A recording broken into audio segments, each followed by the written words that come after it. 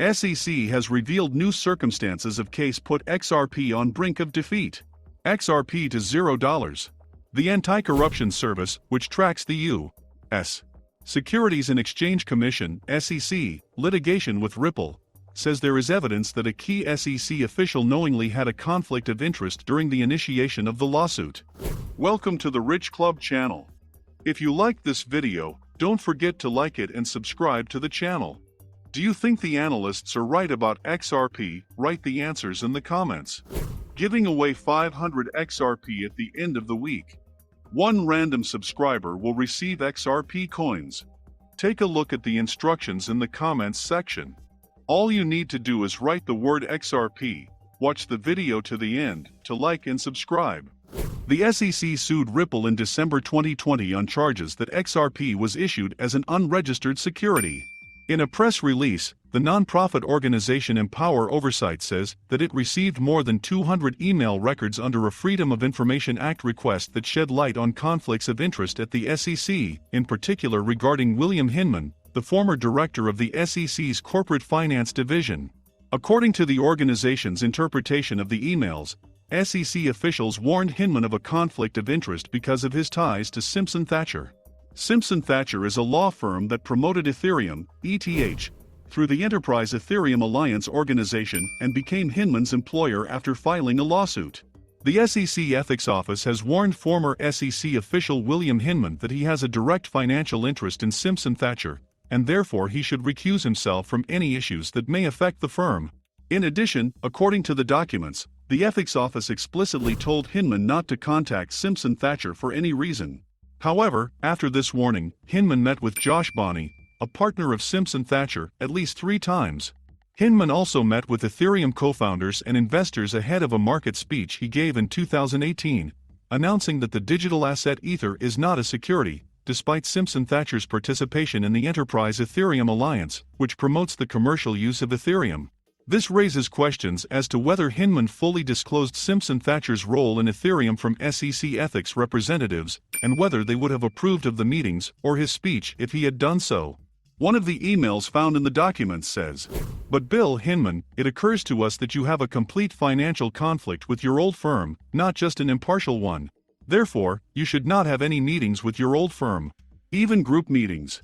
Empower Oversight filed a lawsuit against the SEC in December 2021, claiming that a conflict of interest arose due to Hinman's involvement with Simpson Thacher and the Enterprise Ethereum Alliance.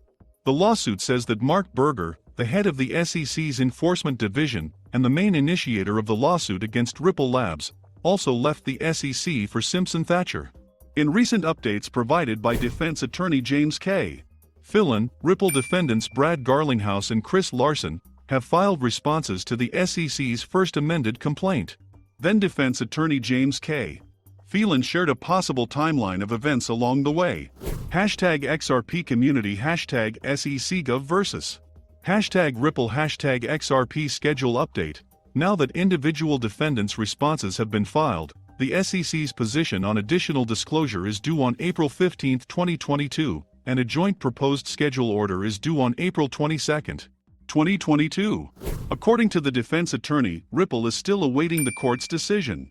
At the moment, 4 court decisions are pending consideration: decisions on the motion of the U.S. Securities and Exchange Commission for partial review, the defendant's motion to reject an additional expert opinion, the defendant's motion to force the turnover of Estabrook bonds, and the decision on the proposed corrections of the Securities and Exchange Commission. The filing of the individual defendant's response remains an initiating event, according to earlier updates shared by the defense attorney. He added that after the response is filed, the 2-week clock begins to count down for filing the SEC's position on discovery and the joint proposed planning procedure. The Securities and Exchange Commission must inform the court of its position regarding the need for any additional investigations within a week after the submission of the responses of individual defendants. The Securities and Exchange Commission and Ripple were also ordered to meet and discuss a briefing schedule for motions for summary trial. No later than 1 week after the SEC's submission of the opening, the parties must submit a joint proposed schedule for court approval. Ripple has become one of the sponsors of the Secure Blockchain Initiative of Carnegie Mellon University. The Secure Blockchain Initiative is a university-wide interdisciplinary research initiative aimed at rethinking blockchain and industry ecosystems to solve serious problems in blockchain.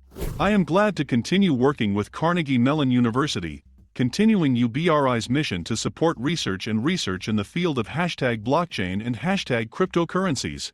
3 years ago, CMU announced its partnership with the Ripple University Blockchain Research Initiative to encourage academic research and innovation in blockchain, cryptocurrencies, and digital payments. An important step today was that the individual defendants, Chris Larsen and Brad Garlinghouse, filed their responses to the amended complaint with the Securities and Exchange Commission.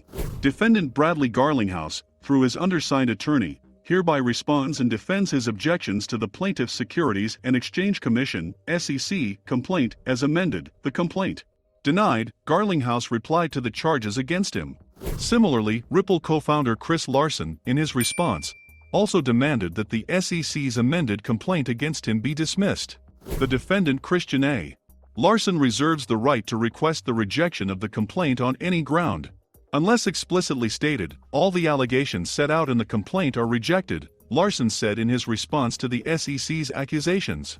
Commenting on the response, attorney Jeremy Hoban, a partner at Hoban, noted the importance of having co-defendants, saying, "The advantage of having co-accused is that they can raise the same issues from slightly different points of view. Here, Prosecutor Solomon is looking at the same issues as Ripple, but from an oblique point of view, and his preliminary statement really highlights the problems with the SEC case. A good thing about having co-defendants is that they can raise the same issues from slightly different perspectives. Here, ATTY Solomon comes at the same issues as Ripple, but from oblique angles, and his preliminary statement really highlights the problems with the SEC's case."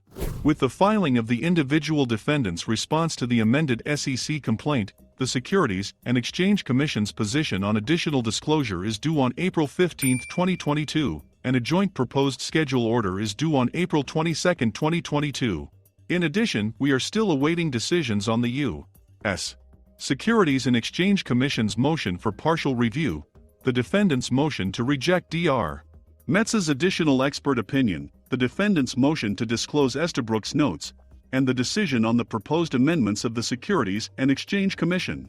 The live XRP price today is $0.88 with a 24-hour trading volume of $3,740,000,000. We update our XRP to USD price in real time. XRP is down 0.4% in the last 24 hours. Do you think XRP will be able to win the court and restore its former price? Write the answers in the comments. That's it for today. Thank you for watching this video to the end. If you liked it, then don't forget to like it and subscribe to the channel.